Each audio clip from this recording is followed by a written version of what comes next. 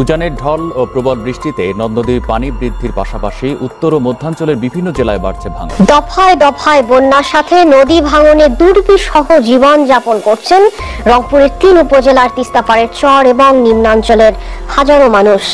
ঘরবাড়ি হারিয়ে উদ্বাস্তু হয়েছে অন্তত 300 পরিবার। ভাঙন প্রতিরোধে কাজ করার কথা বলছে পানি উন্নয়ন বোর্ড।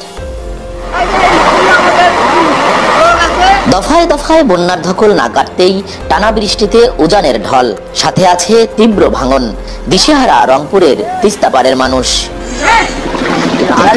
গঙ্গাছড়া, কাউনিয়া ও পীরগাছা উপজেলার চর ও নিম্নাঞ্চলের প্রায় 50টি গ্রামের বিভিন্ন স্থান এখনো জলমগ্ন। পানি নামেনি বাড়িঘর, রাস্তাঘাট, ফসলি জমি থেকে। বিপাকে দুর্গত এলাকার মানুষ। দুই নদীর মাঝে যে বাড়িটি আছে, সমস্ত বাড়ি ভাঙের মধ্যে যাইতেছে। তারা এখন আমরা যে কোথায় যাব আমরা নিজে ভাবি পাইতেছি। বাড়ি ঘর ভাঙি গেল, কোথায় থাকবো? সে জায়গাটা তো নাই। 3 দিন থেকে খাওয়া দাওয়া নাই, কতক্ষণ খাওয়া বাসি পানি। দুর্ভোগ আরো বাড়িয়েছে নদী ভাঙন। তিস্তার ভয়াল রূপ গঙ্গাচড়ার পূর্ব ইসলি, পশ্চিম ইসলি, জয়রামোধা সহ কয়েকটি গ্রামে। বিলীন হচ্ছে নানা স্থাপনা। শেষ সম্বল নিয়ে অনেকেই ছুটছেন অন্যত্র। এখন তো সমস্যা বেড়া করা, খাওয়া দাওয়ায় যে ঘর বাড়া ধসে দেওয়া আছে। ঘর বাড়ি কোনটা থুইনো তার সাকি মেয়ে নাই। শক্ত পানি, এমন অবস্থা হয়েছে। বাড়ি করে থাকতে তাও নাই। পানি উন্নয়ন বোর্ড বলছে, তিস্তার গতিপথ পরিবর্তন হওয়ায় বেড়েছে ভাঙনের মাত্রা। ভাঙন রোধে সাধ্যমতো চেষ্টা চালাচ্ছেন তারা। এমার্জেন্সি ডিক্লেয়ার হয়ে গেছে।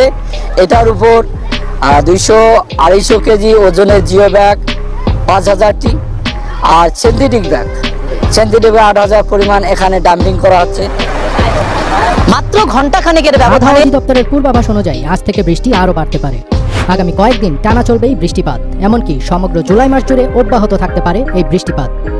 আবহাওয়া অধিদপ্তরের পূর্বাভাস বলছে, আগামী কয়েকদিন দেশের উত্তরাঞ্চলে বৃষ্টিপাতের পরিমাণ বৃদ্ধি পাবে। উপকূলীয় অঞ্চলেও ভারী বৃষ্টিপাত শুরু হয়ে গেছে। সেখানেও বৃষ্টি চলবে আরো বেশ কিছুদিন। বঙ্গোপসাগরে দমকা হাওয়া বইছে, তাই দেশের সব নদীবন্দরকে 3 নম্বর স্থানীয় সতর্ক সংকেত দেখাতে বলা হয়েছে। ঝোড়ো হওয়ার আশঙ্কা থাকায় সাগরে অবস্থানরত নৌযানগুলোকে সাবধানে উপকূলের কাছাকাছি অবস্থান করতে বলা হয়েছে। আবহাওয়া অধিদপ্তরের আবহাওয়াবিদ মনোয়ার হোসেন গতকাল বলেন, এবারের বর্ষায় বৃষ্টি একটু বেশি হবে। এমন পূর্বাভাস আমরা আগেই দিয়েছিলাম। জুনে বেশ ভালোই বৃষ্টি হয়েছে। জুলাই মাসের প্রায় পুরো সময় জুড়ে সারা দেশে থেমে থেমে মাঝারি থেকে ভারী বৃষ্টিপাত হতে পারে। 2 দিনে কেবল পঞ্চগড়েই বৃষ্টি হয়েছে প্রায় 300 মিলিমিটার।